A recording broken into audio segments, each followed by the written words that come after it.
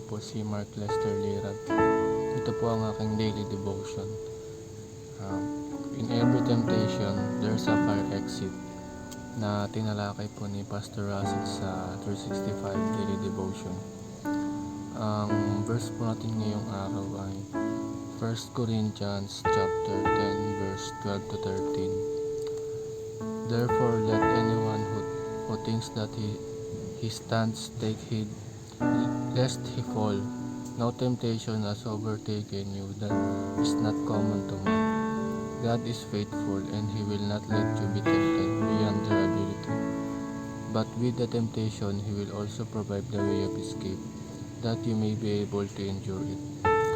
Ang unang katuruan po natin ngayong araw ay sin is a disease so severe that only God's grace can cure it.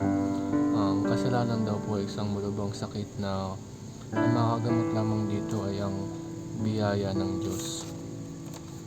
At kailangan natin ang biyaya ng Diyos upang magamot ang ating mga kasalanan, upang tayo maligtas.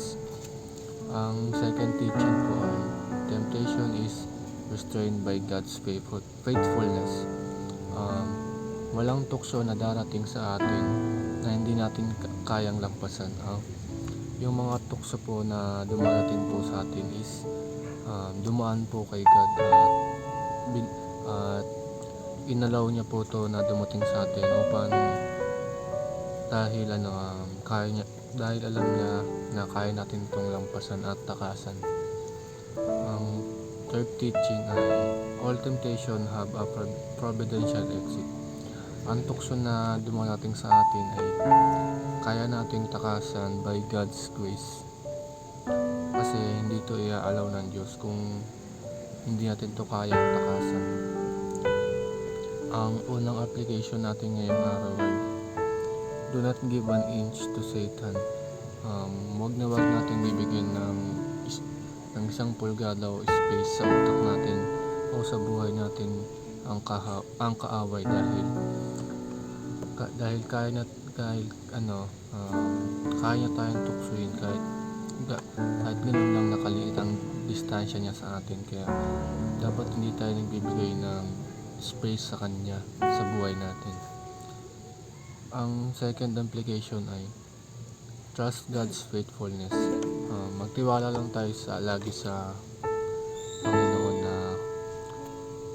walang tukso na hindi natin kayang lagpasan at walang tukso na hindi natin kayang takasan. Ang huling application po ay escape through God's providential fire exit. Ang bawat tukso na dumarating po sa atin is lagi po yung may fire exit.